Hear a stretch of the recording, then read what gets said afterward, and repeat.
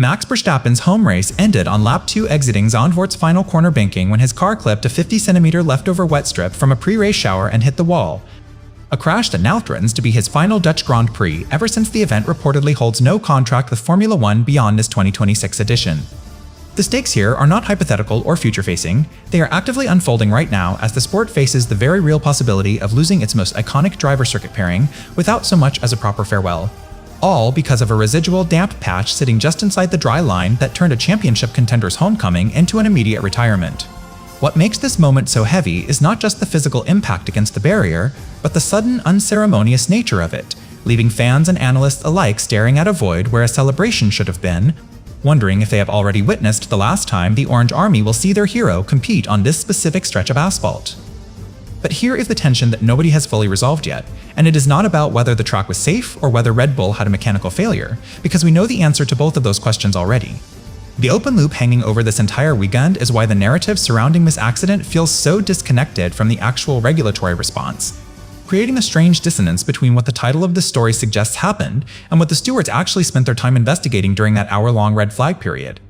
You see, while the world was focused on Verstappen's shattered RB22 and the heartbreaking imagery of a home race cut short, the FIA's attention was directed somewhere else entirely, probing 3 completely different drivers for conduct that had nothing to do with the championship leader's misfortune.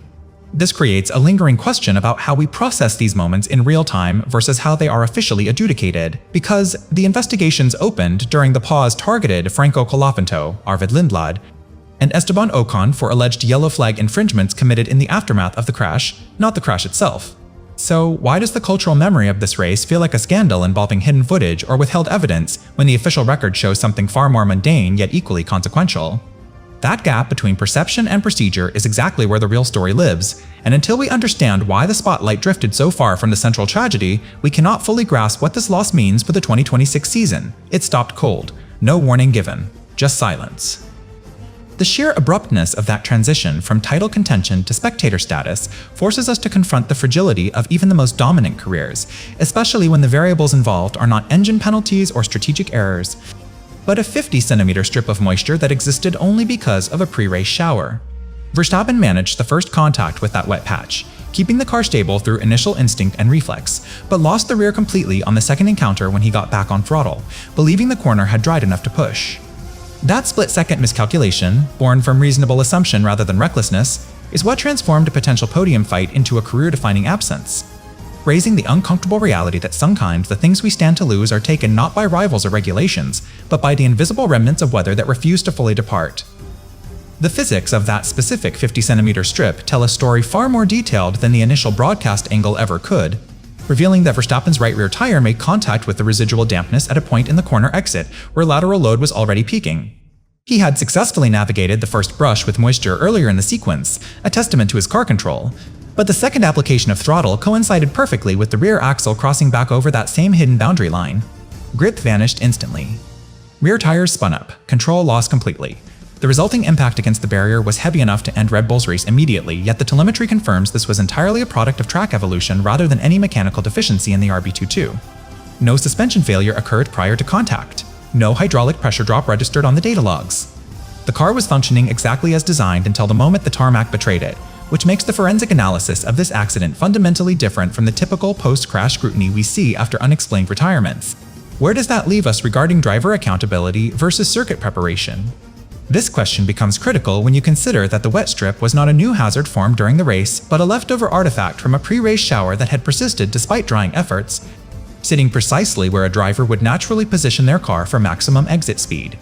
Verstappen's judgment call to apply full throttle was based on the reasonable visual assessment that the corner had dried, a calculation that every other driver on track was making simultaneously, yet he was the one who paid the ultimate price for being fractionally offline or fractionally early with his acceleration phase. Sky Sports captured his immediate reaction afterward, quoting him as saying the impact could have been a lot worse, a statement that signals relief about personal safety rather than dispute over causation, suggesting he understood instinctively that the track condition was the variable that defeated him. Wet patch remained, throttle applied too soon, race ended abruptly.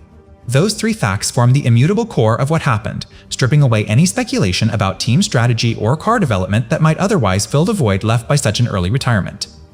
The precision of the hazard's location is what transforms this from a generic crash into a case study in microclimate management at Zandvoort, because 50 centimeters is barely wider than two tires side by side, meaning a deviation of mere inches in racing line would have resulted in a completely different outcome. This specificity matters enormously when evaluating whether the incident should be categorized as driver error or environmental unpredictability, since the margin between success and failure was not measured in tenths of a second or degrees of steering angle, but in the exact spatial footprint of evaporating water that refused to disappear on schedule.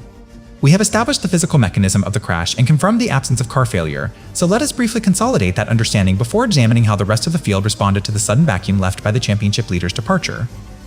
Step back for a second and picture the administrative whiplash of that hour-long red flag period. The entire paddock held its breath over Verstappen while race control processed paperwork elsewhere.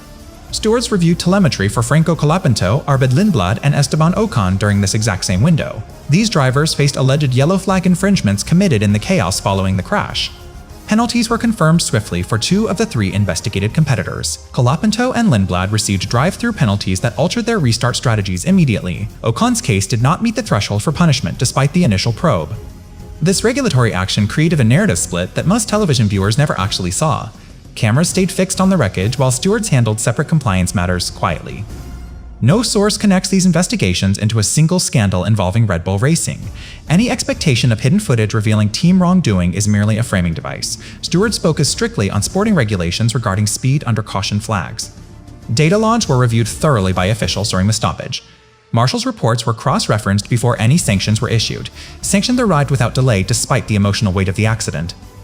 Bureaucratic efficiency stood in stark contrast to the messy crash itself. Issuing penalties during a red flag baked consequences into the restart.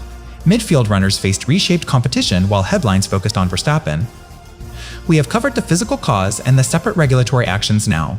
Let us briefly anchor those distinct threads before moving forward. No FIA scrutiny targeted Red Bull's car during this critical window. That absence definitively closes the door on technical investigation speculation. This is where it gets serious for the 2026 championship standings, because Verstappen's Lap 2 retirement didn't just remove a driver from the grid, it handed 25 points directly to his closest rival in a season where margins are already razor-thin. Lando Norris capitalized on that vacuum with surgical precision, retaking the lead from Kimi Antonelli in the closing third of the race to secure his second consecutive victory of the 2026 season. That back-to-back result transforms what could have been a fluke win into a genuine title threat, especially when you consider that George Russell completed the podium in third place, meaning Mercedes also consolidated points while Red Bull scored 0. Momentum shifted permanently, championship gap widened instantly, title fight reignited completely. The arithmetic here is brutal and unforgiving, because every point Norris scores now carries double weight, given that Verstappen has no opportunity to respond until the next weekend at earliest. Antonelli's initial pass on the restart showed promise, but Norris's ability to reclaim position late in the race demonstrates a maturity that goes beyond raw pace, suggesting McLaren has solved the tire management issues that plagued them earlier in the year. Russell's third-place finish adds another layer of complexity, since Mercedes now sits firmly in the conversation as a consistent podium threat, rather than an occasional outlier. What makes this stakes escalation so critical is that it wasn't earned through direct wheel-to-wheel combat with Verstappen, but inherited through circumstance, which means the psychological impact on Red Bull extends far beyond the single DNF. They must now process both the physical loss of points and the strategic reality that their main competitor has built momentum during their absence. How does a team recalibrate when the damage isn't just mechanical but mathematical? That question will define Red Bull's response in the coming weeks, because the gap created at Zandvoort cannot be closed by setup changes or strategy calls alone. It requires Verstappen to outperform Norris consistently across multiple races, a task made harder by the fact that McLaren now carries the confidence of consecutive wins into every subsequent weekend. We've established how the crash reshaped the immediate competitive landscape, so let us briefly consolidate that understanding before examining the longer-term implications. Remember how this all started with the stark reality of Verstappen's Lap 2 exit at Zandvoort. That opening moment involved his car clipping a 50-centimeter wet strip and hitting the wall hard. We framed that incident as potentially his final Dutch Grand Prix given the uncertain contract beyond 2026. That initial stake feels even heavier now when considering the sheer violence of the impact. Despite that force, he walked away from the wreckage completely unhurt after the collision. He told Sky Sports in a post-race reaction that the crash could have been a lot worse. That specific quote was delivered directly to the broadcaster rather than through a team statement. It carries a tone of sober relief that reframes the entire narrative away from championship disaster. Driver safety was secured, the car was destroyed. Personal relief overshadowed competitive frustration entirely. Physical safety was never guaranteed when those rear tires lost grip on the residual dampness. His ability to speak calmly beside the wreckage is a testament to modern safety standards. This human element often gets buried under points calculations and contract speculation in our analysis. Yet it remains the most immediate consequence of any high-speed incident on track. No verbatim statement from Christian Horner was retrieved to contextualize Verstappen's personal reflection today. That silence from team leadership contrasts sharply with the driver's own willingness to engage publicly. It suggests either internal processing or a deliberate choice to let his words stand alone. We have now circled back to the human cost embedded in that opening line about losing a home race. The sporting loss is absolute, but the personal outcome was mercifully contained.